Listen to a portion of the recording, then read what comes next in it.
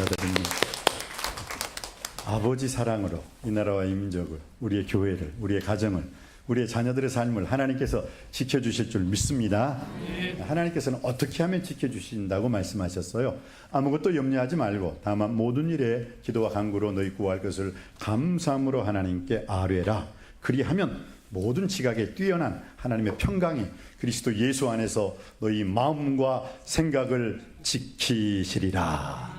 우리가 기도할 때, 기도하고 간구하고 부르칠 때 감사함으로 하나님께 아뢰면, 감사함으로 하나님께 구하면 모든 지각에 뛰어난 하나님의 평강이 그리스도 예수 안에서 너희 마음과 생각을 지키시리라. 할렐루야. 기도가 답입니다. 기도가 정답이고 기도가 해답이고 기도가 모범답안인 줄 믿습니다. 기도하면 됩니다. 하나님은 하늘에 계시고 사람은 땅에 있으니 세상 만물, 하나님이 살아 계시기 때문에 하나님이 모든 것을 주관하여 주실 줄 믿습니다. 나는 빛도 짓고 어둠도 창조하며 나는 평안도 짓고 환난도 창조하나니 나는 여호와라. 이 모든 일을 행하는 자니라. 하나님께서 모든 일을 행하여 주실 줄 믿습니다. 저희 친구들과의 어제 카톡방에서 조금 82학번, 장로의 신학대학 82학번이 상당히 유명한 학번인데 친구들끼리 좀 사소한 탄핵 찬성 반대를 가지고 이렇게 좀 싸우다가 친구가 그냥 어떤 교수님이 이재명 총사 죽였으면 좋겠다 뭐 해가지고 이상한 말이 오르니까, 야, 악인 한 사람을 죽이려고 또 다른 악인 한 사람을 탄생할 수 있겠느냐, 그게 기독교 정신이냐 하면서 그냥 이 밴드, 이 82학번 밴드 카톡방이 그냥 이렇게 싸우다 저렇게 싸우다. 그래서 그냥 갑자기 친구들이 슉슉슉 빠져나가요. 아무개 목사님 나갔습니다. 누구 목사님 나갔습니다. 와, 제가 나가거든요. 근데 저는 안 나갔어요. 끝까지 지켰어요. 그래서 본래 어제 실은 말씀을 오후 찬양 예배 스데반의 순교 사도행전 7장 54절로 60절, 이게 오늘 말씀이에요. 오늘 이 아침의 말씀이고 이제 오후의 말씀이 아직 확실하게 정해지지 않는 말씀이었어요. 그런데 친구들이 서로 그냥 극우냐 극좌냐 뭐 찬성이냐 반대냐 막 그러다 보니까 어떤 친구가 한 메시지를 올렸는데 그 메시지를 보면서, 야, 그래, 지금 현재 내가 오전에 전할 그 말씀 스데반의 순교를 차라리 오후로 하고 오늘 하나님이 나에게 주시는 말씀 이것을 한번 전해보자 해서 그 말씀에 제가 피를 받아가지고 오늘 이 말씀을 전하게 됩니다. 왜냐? 이 말씀을 또 오후에 전하다 보면은 오후에는 또 반도 안 나와. 그럼 정작 드려야 할 말씀을 여러분이 못 듣고 반수는 그냥 가버리는 거예요. 반수는. 그래서 이거 안 되겠다. 우리 남석교회 성도님들의 필요한 말씀이기 때문에. 그래서 그 카톡방에서 올라온 그 친구의 메시지를 통해서 저도 글을 하나 올렸습니다. 항상 제가 그 말을 잘 인용을 하죠. 아마 저한테 그 말씀 많이 들어보셨죠. 본질적인 문제에서는 일치를 가져오자. 그러나 비본질적인 문제에 대해서는 서로 자유하는 마음, 관용하는 마음을 갖자. 그러나 그 모든 일에 사랑을 더하자. 그러면 해결될 줄 믿습니다. 가정의 문제도 직장의 문제도 이 나라와 이 민족의 문제도 본질적인 문제에는 일치를, 그러나 비본질적인 문제에는 서로에게 자유함을 주고 서로에게 관용함을, 그러나 그 모든 일에 그리스도의 사랑을 더하자. 그러면 반드시 문제는 해결될 줄 믿습니다. 혹시 여러분들 그 전재용 씨라고 알고 계십니까? 전재용 씨가 누구예요? 그 전두환 둘째 아들, 전두환 대통령 둘째 아들. 그 사람 얘기가 아니고 전재용 선장님에 대해서 아십니까? 모르세요? 예. 전재용 선장의 이야기. 전재용 선장은 참치잡이를 하는 원양어선의 선장이었습니다. 1985년 96명의 베트남 보트피플이죠. 보트피플. 배 타고 나라가 없으니까 이리저리 해가지고 사람들한테 살려달라고 해서 살려주면 사는 것이고 사람들이 그냥 지나가 버리면 거기서 죽는 거예요. 그게 보트피플이라는 거예요. 그런데 전재용 선장은 참치잡이를 하는 원양어선 선장이었는데 1985년 96명의 베트남 보트피플을 구원하는 일을 앞장섰어요. 과연 그가 어떻게 그런 일을 했는가? 그 일을 행한 결과가 무엇인가? 1985년 11월 14일 전재용 선장은 1년 동안, 우리나라 사람이잖아요, 바다 한가운데서 참치 조업을 마치고 부산항으로 돌아오고 있었습니다. 그런데 그 남중국 해죠. 그러니까 바다 한가운데서 베트남 보트피플을 발견합니다. 그 보트피플이란 월남의 폐망으로 공산화가 된 베트남에서 보트를 타고 난 도저히 공산국가에서는 살 수가 없다 해서 탈출한 난민들이 바다에 떠다니는 사람들, 보트피플, 그런 사람들을 보트피플이라고 말을 하죠. 작은 배 위에 사람들이 손과 옷을 필사적으로 흔들어대며 살려달라고. 왜 안 살려주면 죽으니까 어쨌든 바다에서. 구조 요청을 했습니다. 그들이 타고 있던 낡은 목선 안에는 식량도 바닥 났고 배는 이미 반침수 상태로 빠져 있었어요. 전재용 선생이 그걸 보고 가는데 좀 불쌍해 보여요. 그래서 우리 한국 회사 본부에 무전을 쳤습니다.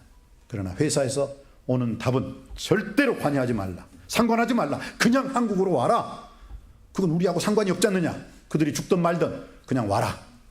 절대로 상관하지 말라. 잘못하면 국제 문제로 분쟁 내면은 큰 일이 벌어진다. 회사 운영 방침과 자기의 양심 사이에서 깊은 고민을 합니다. 그래도 자기도 처자식이 있으니까 그래, 나 말고도 누군가는 도와주겠지 하고 그냥 지나가 버립니다. 그러나 이 전재용 선장의 마음이 편하지가 않아요. 그래서 이건 사는 게 아니지, 이러면 안 되지 하고 다시 조타수에게 뱃머리를 돌리라고 지시를 합니다. 보트피플을 구할 것이다. 뱃머리를 돌려라. 선원들이 회사의 방침이 아니지 않습니까? 그냥 갑시다. 한국으로 그냥 갑시다. 어쩌시려고요? 그러나 전재용 선장은 내가 모든 책임을 지겠다. 뱃머리를 돌려라. 보트피플을 구한다. 하고 그는 배 안에 있는 96명을 원양어선, 자기의 그 원양어선으로 다 옮겨 실었습니다. 그들을 보니까 사흘 동안 아무것도 먹지 못해서 배가 붙어 있어. 그냥 서로 그냥 사람들이 다 뼈밖에 안 남았어요. 그러나 그 전재용 선장 덕분에 그 안에 있는 96명이라는 사람들이 다 살았어요. 그리고 배는 열흘 만에 무사히 부산항에 도착하게 됩니다. 그 안에 어린이, 임산부, 노인들도 있었습니다. 구조된 그들에게 물을 마시오게 하고 옷을 입히고 음식을 나누어 주어 그들의 원기가 잘 회복되고 있었습니다. 그러나 그 배가 한국에 부산항에 도착하자마자 전재용 선장은 수갑을 차고 감옥에 들어가게 됩니다. 국가안기부에 끌려가서 조사와 협박과 심한 고문을 당합니다. 결국 회사에 큰 손해를 입힌 죄목으로 해고되었고 엄청난 벌금도 물어야 했습니다. 그리고 직장에서 툭컷 잘리게 되죠. 직장을 잃어버린 그 전재용 선장은 여러 선박회사 이력서를 냈으나 받아주지 않아요. 왜 그럴까요? 전과자를 받아주는 회사는 없어요. 빨간 줄이 그어졌기 때문입니다. 한 군데에서 여러 군데 이력서를 냈지만 연락을 못 받습니다. 결국 그는 자신의 고향 통영으로 내려가 멍게 양식을 하게 되어 생계를 유지하였습니다. 이러한 사실을 잘 알게 된 어떤 언론사 기자가 그를 찾아와 인터뷰를 요청했습니다. 선장님, 그때 뱃머리를 돌리라고 지시한 것 후회하지 않습니까? 지금 당신 보십시오. 직장 다 끊어지고 고향에 내려와서 이렇게 가난하게 살고 있지 않습니까? 그때 전재용 선장은 이렇게 말했습니다. 나는 보트피플을 구조할 때 저의 미래와 저의 경력까지 다 희생해야 한다는 것 생각하고 돌리라고 한 것입니다. 지금까지 저는 96명의 생명을 살린 저의 선택을 단 한 번도 후회한 적이 없습니다. 지금까지 저는 96명의 생명을 살린 저의 선택을 단 한 번도 후회한 적이 없습니다. 저의 미래와 경력까지 그 사람들을 구했을 때 다 포기해야 된다는 것을 알고 그들을 구한 것입니다. 오늘 설교 제목이 무엇입니까? 그 당한 일을 다 아시고. 예수님이 다 알았어요. 내가 십자가를 지면 무슨 일이 일어날 것인가 다 알고 있었어요. 오늘 4절과 5절을 다시 한번 다 같이 읽어보시겠습니다. 4절과 5절입니다. 시작. 예수께서 그 당할 일을 다 아시고 나아가 이르시되 너희가 누구를 찾느냐 대답하되 나사렛 예수라 하거늘 이르시되 내가 그니라 하시니라. 그를 파는 유다도 그들과 함께 섰더라. 한밤중에 겟세마네 동산에서 예수님을 잡으러 온 사람들, 칼과 검과 창과 몽치를 들고 누구를 찾습니까? 예수라는 사람이요, 나사렛 예수라는 사람을 찾고 있어. 예수님께서 몇 걸음 더 앞으로 가서 내가 예수요. 왜? 그 겟세마네 동산에 캄캄했기 때문에 예수님의 제자들과 함께, 남자만 몇 명입니까? 남자만 건 12명이 딱 서 있으니까 그 중에 예수가 누군지 모르잖아요. 시커먼 밤이잖아요. 그러니까 누구를 찾습니까? 예수요, 나사렛 예수라는 사람만 찾으면 돼요. 그러니까 예수님이 몇 걸 앞으로 가서 나야, 나.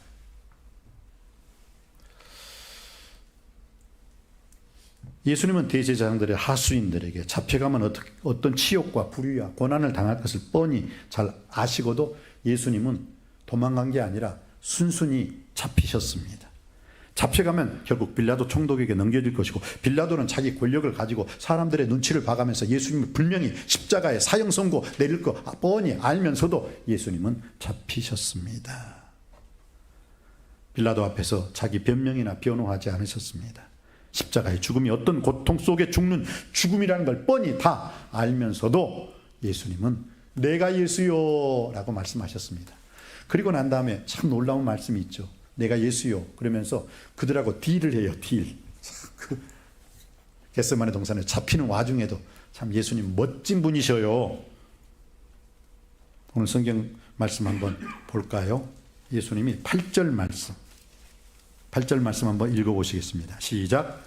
예수께서 대답하시되 너희에게 내가 그니라 하였으니 나를 찾거든 이 사람들이 가는 것을 용납하라 하셨느니라. 아멘, 아멘. 자, 예수 그리스도께서 어떻게 하셨어요? 내가 예수다. 그 대신 나를 잡아가는 대신 내 제자들은 풀어주라. 너희들이 원하는 건 나 아니냐? 그러면서 예수님을 끝까지 자기 제자들에 대해서 끝까지 자기 제자들을 보호하십니다. 그들을 가는 길을 풀어줘라. 그들을 가는 길을 열어주라. 그리고 나를 잡아가라. 말씀하여 주셨습니다. 사랑하는 성도님 여러분, 우리는 왜 우리가 불안초조합니까? 왜 우리가 소리 지릅니까? 왜 우리가 기분 나쁘면 뭔가를 집어 던져버리고 부부끼리 싸우고 부모와 자녀끼리 싸우고 왜 싸우는지 아십니까? 앞날을 모르기 때문에 그래요. 우리가 미래에 대한 앞날을 알면 싸울 필요가 없죠. 왜? 결론을 알고 있는데. 여러분 천국 가는 결론 안 알고 있습니까? 멀어지는 세상 두려워하지 않고 가까이 오는 하늘나라가 여러분에게 있음을 알고 있습니까? 여러분은 어떻든 지금은 고난 당해도 결국은 승리한다는 거 알고 계십니까?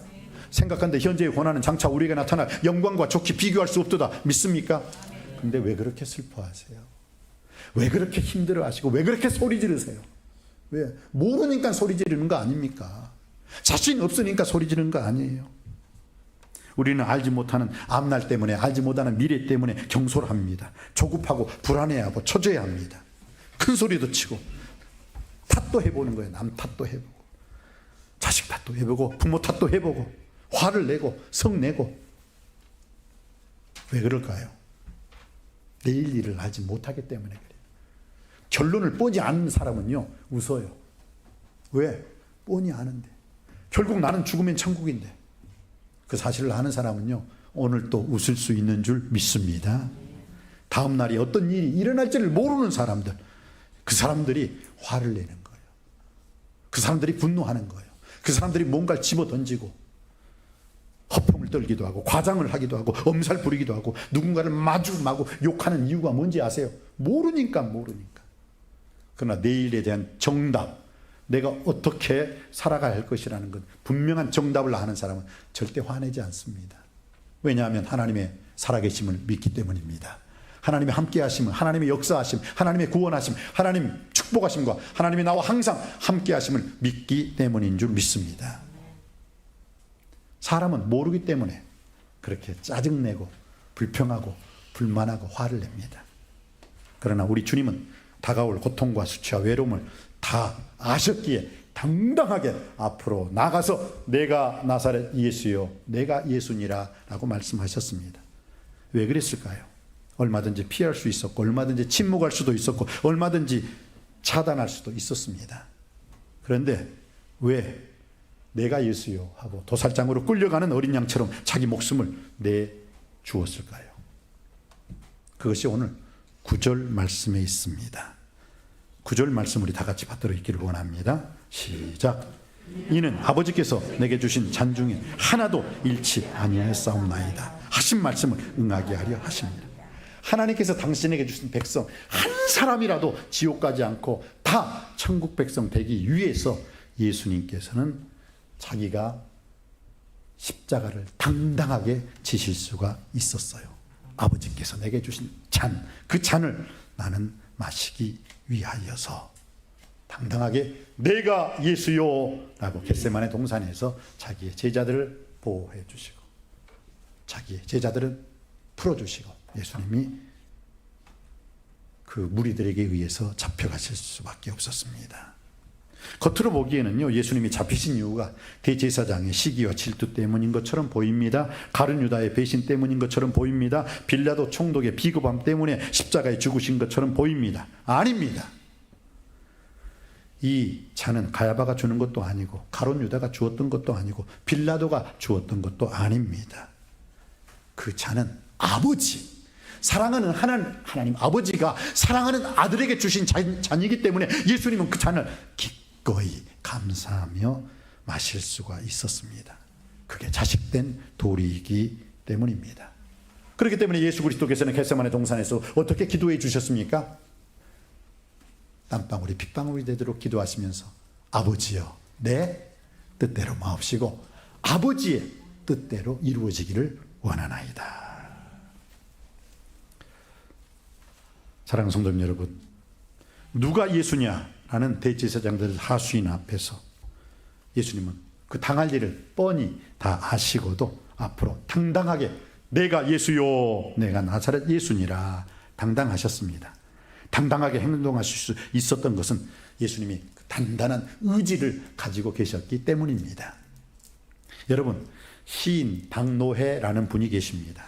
이분이 3단을 말해요. 3단. 물건을 살 때 3단을 생각한다고 합니다. 어느 곳이 단순한가? 아니, 물건을 샀는데 복잡해 보세요. 그럼 어떻게 해요? 안 사. 왜? 다루는 방법이 단순해야지요. 그래서 물건을 샀을 때 3단 중에 첫 번째는 단순해야 된다. 두 번째는 단단해야 된다. 물건을 샀는데 딱 만져보고 5분도 안 돼서 부서져 버렸어요. 그럼 무슨 물건을 사요? 안 사지. 그런 물건 안 사잖아요. 그래서 단순해야 할 뿐만 아니라 두 번째는 뭐예요? 단단해야 된다. 마지막 세 번째, 단아해야 된다. 단아해야 된다. 물건을 샀는데 그지같이 못생겼어요. 그러면 누가 사요? 이뻐야지. 보기에도 이뻐야 사잖아요. 그래서 박노해 시인이 말한 3단은 뭐냐? 단순해야 된다. 단단해야 된다. 단아해야 된다. 라고 말을 했습니다. 근데 일을 할 때에도 우리가 이렇게 일을 해야 된다 생각합니다.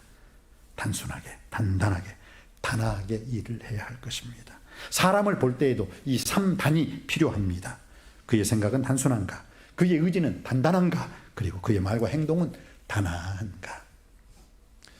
최근 탄핵 계엄과 이후 계엄과 탄핵 이후에 국회 청문회에서 그리고 헌법재판소에서 여러 증인들이 나와서 증인하는 모습을 국민들이 다 보았습니다.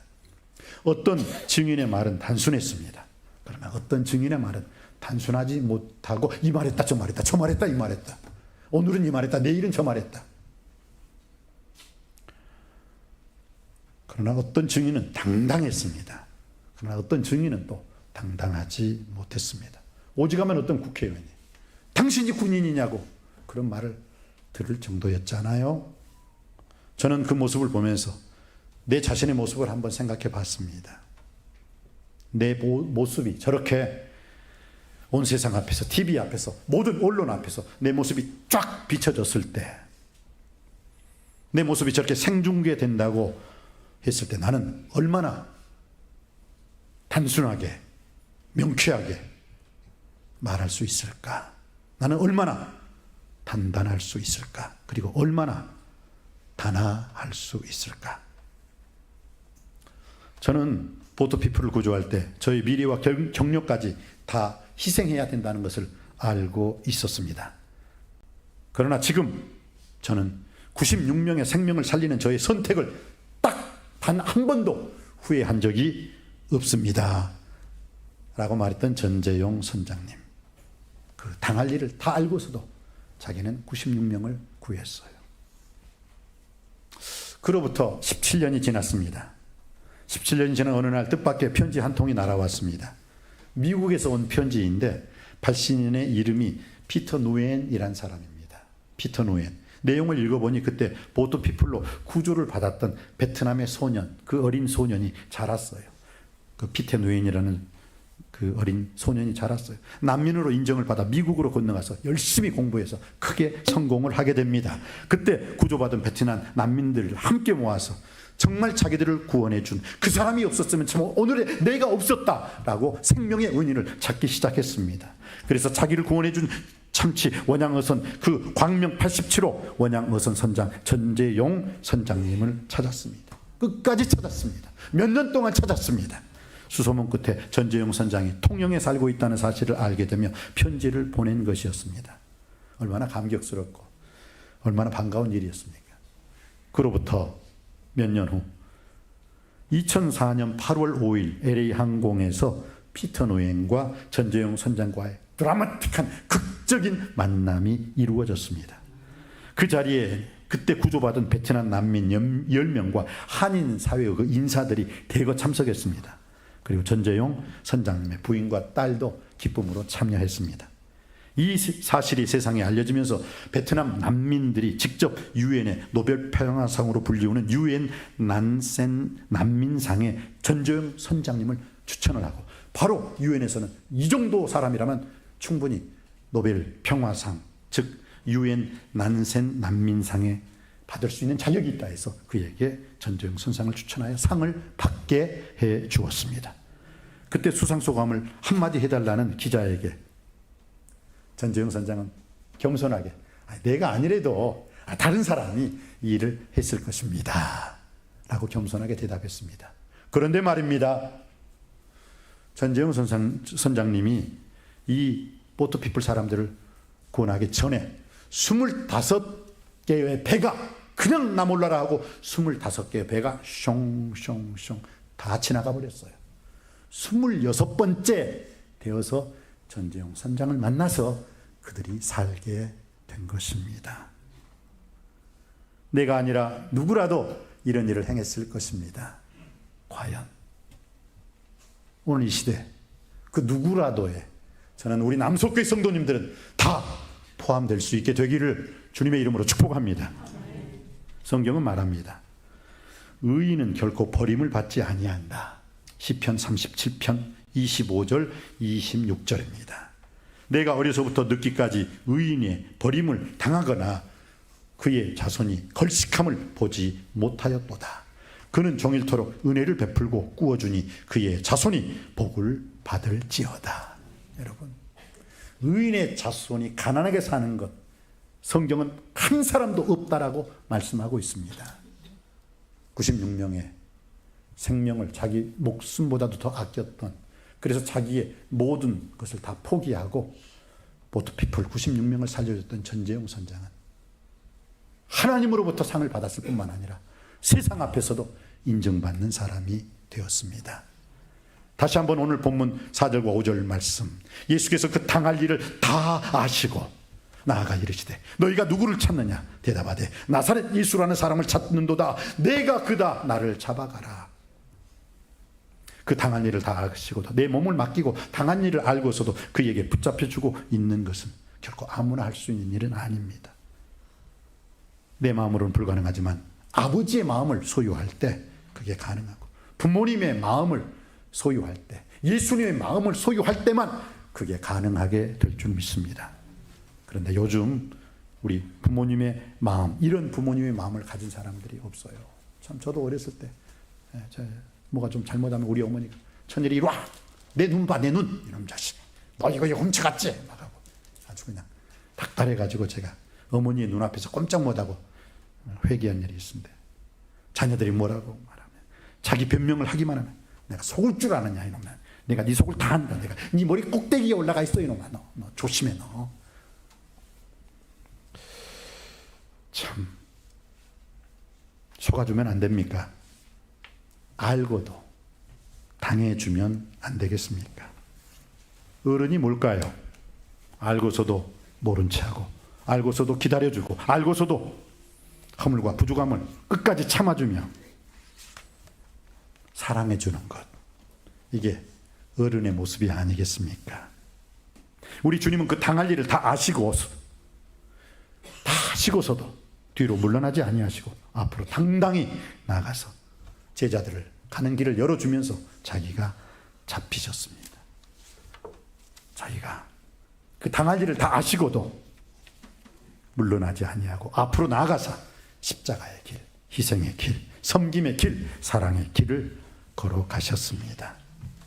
왜 우리 주님이 그 당할 일을 다 아시고도 그렇게 행하셨을까요? 딱 한마디입니다.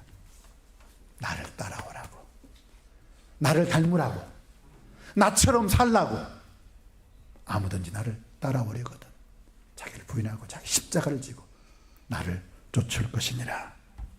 우리도 그 당할 일을 다 알면서도 예수님처럼 행하라고 예수님께서는 당신이 그렇게 행하셨습니다. 말씀을 마칩니다. 요한복음 18장 4절, 예수께서 그 당할 일을 다 아시고 그러면서도 앞으로 당당히 나아가시고 십자가를 지셨습니다. 주님이 그 당할 일을 다 아셨다는 말씀은 제자들의 배신을 다 아셨다는 것입니다. 십자가의 고난과 죽음을 아셨다는 뜻이 있습니다. 그러나 십자가의 죽음, 그 너머의 부활의 영광도 다 알고 계셨습니다. 그리고 배신했던 제자들이 회개하고 다시 돌아올 것이며 다시 돌아온 제자들이 땅 끝까지 나아가서 복음의 증인이 되는 것도 다 아셨습니다. 그리고 예수님의 이름으로 순교할 것까지 다 아셨다는 것입니다. 사랑하는 성도 여러분, 주님은 다 아시기 때문에 그 당할 일을 다 아시기 때문에 앞으로 나아가셨고 저 높은 곳을 향하여 천국의 그 삶을 향하여 걸어가셨습니다. 그리고 우리에게 따라오라, 나를 따르라 말씀해 주셨습니다. 사랑하는 성도 여러분, 우리도 눈앞에 있는 고난만, 슬픔만, 아픔만 바라보는 것이 아니라 그 고난, 그 너머의 부활의 영광, 천국의 영광까지 바라보며 주님이 걸어가신 그 길을 힘차게 걸어가고 힘차게 따라가는 우리 남석교회 모든 성도님들 되시기를 주님의 이름으로 축복합니다. 기도하시겠습니다. 예수께서 그 당할 일을 다 아시고 앞으로 나아가사 아버지 하나님, 사람이 마음으로 자기 인생길을 계획할지라도 그 발걸음을 인도해 주시는 분은 여호와 하나님이신 줄 믿습니다. 나의 가는 길을 오직 그가 아시나니 그가 나를 단련하신 후에는 내가 정금과 같이 나아오리로다. 사람은 할 수 없으되 하나님은 다 하실 수 있느니라. 이 말씀을 믿습니다. 하나님이 다 아십니다. 하나님이 다 보십니다. 하나님이 다 주십니다. 하나님이 다 하심을 믿습니다. 이제 우리는 온전히 하나님만 바라보게 하여 주시옵시고 하나님만 의지하며 의뢰하며 하나님께 모든 걸 맡기며 살게 하여 주옵소서. 에베네셀의 하나님, 임마누엘의 하나님, 여호와 이레의 하나님, 마라나타 우리 주 예수 그리스도 이름으로 간절히 기도하옵나이다. 아멘.